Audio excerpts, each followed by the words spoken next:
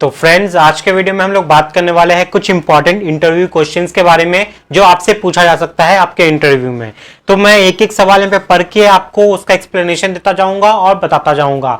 Better होगा आप copy लेके बैठ जाओ और जितने भी मैं इंटरव्यू रिलेटेड क्वेश्चन बनाता हूँ ना उसको स्टॉक बनाते जाओ, क्योंकि स्टॉक बनते बनते इतना स्टॉक बन जाएगा कि अगर इंटरव्यूअर कहीं से पूछेगा तो कहां से पूछेगा। मैं ऑलरेडी इंटरव्यू पे नहीं भी तो 100+ वीडियोस बना चुका हूं, जिसमें आप उसको सारा अगर अपने कॉपी में लिख लोगे ना तो बहुत सारा बंच ऑफ स्टॉक आपके पास बन जाता है नंबर ऑफ क्वेश्चंस के।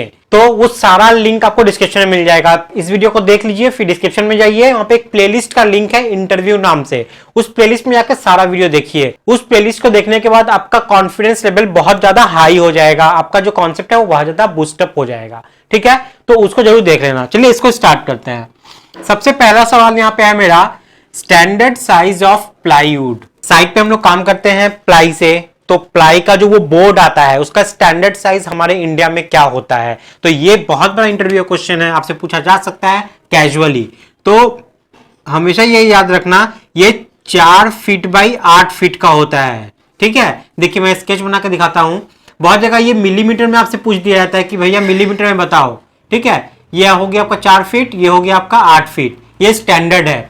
मैं सिर्फ साइज बता रहा हूं, थिकनेस नहीं। थिकनेस तो आपका 6 mm भी आएगा, 12 में आएगा, समझ में आ गया ना। अलग अलग थिकनेस तो मिल ही सकता है, लेकिन इसका जो स्टैंडर्ड साइज है वो क्या होता है, 4 फीट बाई 8 फीट। अगर कोई मिलीमीटर में ऐसा पूछेगा ना तो बोलना 1220 मिलीमीटर बाई 2440 मिलीमीटर। ठीक है, ये 4 फीट आपका हो गया 1220 मिलीमीटर और 8 फीट हो गया आपका 2440 मिलीमीटर। ठीक है, समझ में आ गया। तो ये है आपका पहला question, standard size of plywood क्या होता है, 4 फीट बाई 8 फीट। मिलीमीटर पूछेगा तो ये बता दीजिएगा। नेक्स्ट क्वेश्चन यहाँ पे है हमारा ब्रिक वर्क से रिलेटेड। ठीक है, जो ब्रिक हम लोग यूज करते हैं साइट पे, तो वो जनरली फर्स्ट क्लास ब्रिक होता है, सेकंड क्लास भी हो सकता है, थर्ड क्लास भी हो सकता है। तो क्वेश्चन यहाँ पे क्या है, compressive strength of first class brick. First class जो ब्रिक होता है ना उसका कंप्रेसिव स्ट्रेंथ कितना होना चाहिए, तब जाके वो जाएगा उस कैटेगरी में, फर्स्ट क्लास के कैटेगरी में। तो फर्स्ट क्लास के कैटेगरी में जाने के लिए उसका जो कंप्रेसिव स्ट्रेंथ है ना वो मिनिमम आपका होना चाहिए 105 kg पर सेंटीमीटर स्क्वायर। अगर वो 105 kg पर सेंटीमीटर स्क्वायर इससे या उससे ज्यादा है तब जाके उसको हम लोग बोल सकते हैं फर्स्ट क्लास ब्रिक। समझ में आ गया। इंटरव्यू का बहुत बड़ा क्वेश्चन है, आपसे पूछा जा ही सकता है ये चीज। ठीक है, तो चलिए ये भी क्लियर हो गया आपका। नेक्स्ट क्वेश्चन है हमारा, minimum height of parapet wall. पहले तो आप समझ लीजिए कि पैरापेट वॉल क्या होता है। आप जब घर बनवाते हो या बनाते हो खुद, तो जब छत पे जाते हो ना, टेरेस पे, तो वहां पे देखते हो आपके छत के चारों तरफ एक बाउंड्री रहता है ताकि कोई गिर ना जाए। ठीक है, जैसे मान लीजिए ये आपका एक बिल्डिंग है। ठीक है, ये खिड़की हो गया, पूरा ये खिड़की है, हाई राइज बिल्डिंग है मान लीजिए ना। ठीक है, कोई भी ऊपर में देखिएगा ये एक टाइप का ऐसे बना हुआ रहता है बाउंड्री, गार्ड वॉल। ठीक है, ये गार्ड वॉल एक बाउंड्री बना हुआ है, यहाँ पे बच्चे लोग खेल रहे हैं। तो ये जो बना हुआ है जिससे बच्चे लोग गिर ना जाए, इसी को कहा जाता है पैरापेट वॉल। एक टाइप का पार्टीशन वॉल भी इसको कहा जाता है। ठीक है, पार्टीशन वॉल बोला जाता है। सेफ्टी वॉल भी बहुत जगह बोलते हैं, लेकिन यहां नहीं, इंडिया से बाहर इसको सेफ्टी वॉल भी बोलते हैं टेरेस पे। तो पार्टीशन वॉल हो गया या पैरापेट वॉल हो गया, इसका जो मिनिमम हाइट कितना होना चाहिए, जो स्टैंडर्ड है हमारे इंडिया में।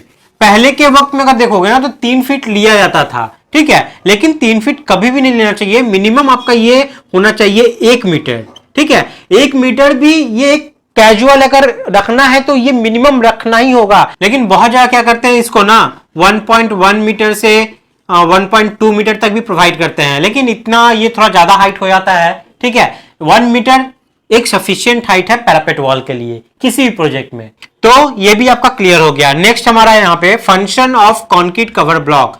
बात सिर्फ कंक्रीट कवर ब्लॉक की नहीं है, अगर वो आपका पीवीसी भी होता है तो भी उसका फंक्शन क्या है, उसका भी जवाब यही होगा जो मैं आपको बताने वाला हूं। तो सबसे पहला, it prevents the steel from corrosion. ठीक है, लिख देता हूं, तो it prevents the steel from corrosion.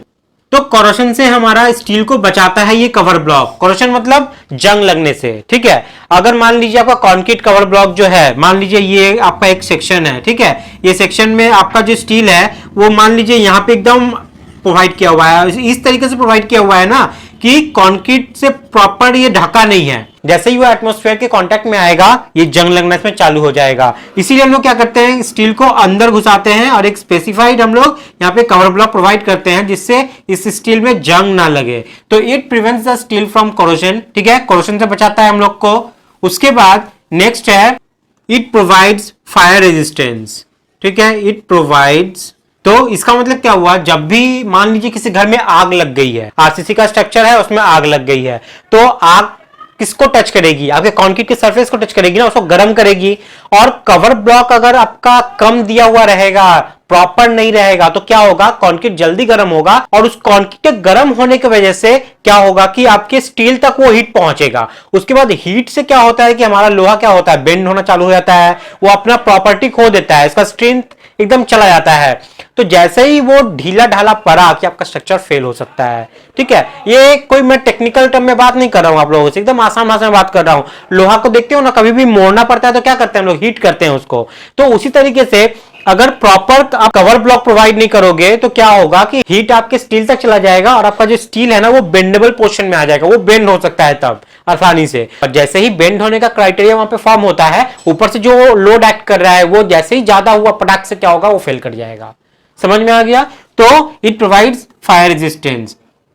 उसके बाद और एक चीज है जो मैं यहाँ पे लिख नहीं रहा हूं लेकिन आपको बता दे रहा हूं कि ये आपको इफेक्टिव डेप्थ को मेंटेन करने में भी बहुत हद तक मदद करता है। देखिए कैसे, मान लीजिए ये बीम है, ठीक है, तो ये बीम है आपका, यहाँ पे आपका ये स्टील प्रोवाइड किया हुआ है, तो हमें नीचे यहाँ पे कवर ब्लॉक डाले हुए हैं, ठीक है, ये कवर ब्लॉक डाले हुए हैं। इफेक्टिव डेप्थ क्या होगा, ये जो स्टील है ना इसके सेंटर से ये वाला हाइट, ये आपका इफेक्टिव डेप्थ है, ठीक है। तो ये इफेक्टिव डेप्थ हम लोग जो डिजाइन करते वक्त जो हम लोग लगते हैं ना, वो इस कवर ब्लॉक के अकॉर्डिंग ही रखते हैं कि हाँ बीम में मेरा इतना का कवर ब्लॉक डालने वाला है, ये इफेक्टिव डेप्थ वहां पे हमको प्रोवाइड करना होगा।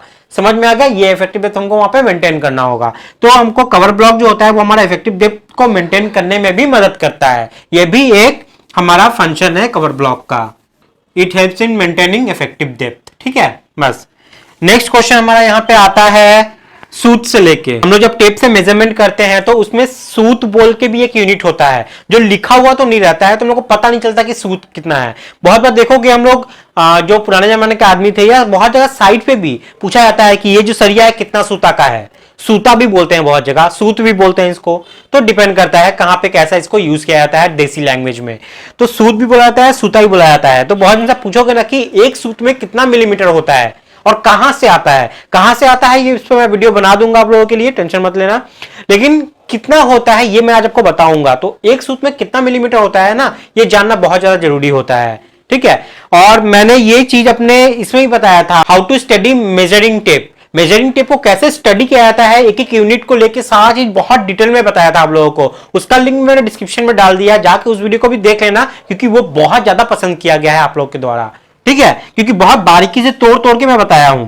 अब देख लेते हैं एक सूत में कितना मिलीमीटर। तो एक सूत में होता है हमारा 3.175 मिलीमीटर, 3.175 मिलीमीटर, ठीक है। जनरली साइड पे हम लोग क्या करते हैं 3-3 mm करके पकड़ के ऐसे यूज कर लेते हैं, लेकिन एक्चुअल जानना है तो हमारा होता है एक सूत में 3.175 मिलीमीटर। इसका डेरिवेशन भी मैं आपको दिखा दूंगा। तो नेक्स्ट क्वेश्चन है यहाँ पे हमारा list count of dumpy level. Dumpy level जिससे हम लोग लेवल मेजरमेंट करते हैं, किसी चीज का लेवल डालते हैं किसी के रेफरेंस में।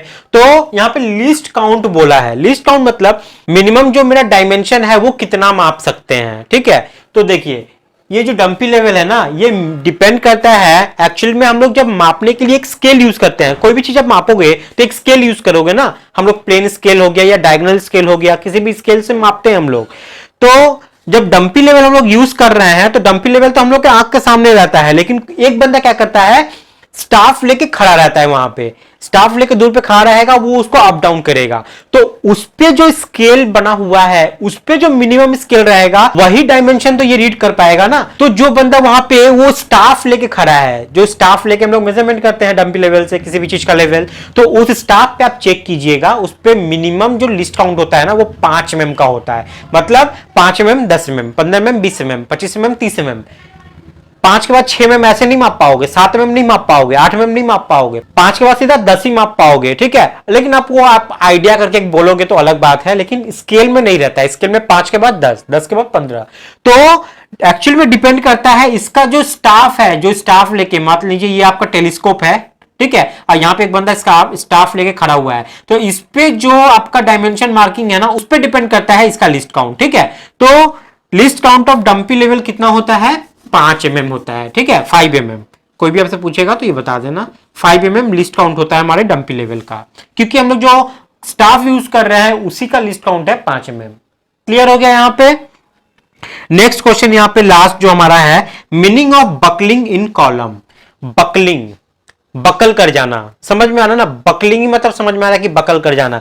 कोई भी चीज अगर ऐसे स्ट्रेट है, अब वो ऐसे बकल कर गया, इसका मतलब क्या हो गया, वो बकल कर गया। अब मैं आपको एक बात बताता हूं, हम लोग के स्कूल में जब टीचर कुछ डेफिनेशन पूछती थी ना कि व्हाट इज मेटाबॉलिज्म, तो हम लोग बोलते थे metabolism is a process in which metabolic rate take place, ऐसा करके हम लोग बोलते थे।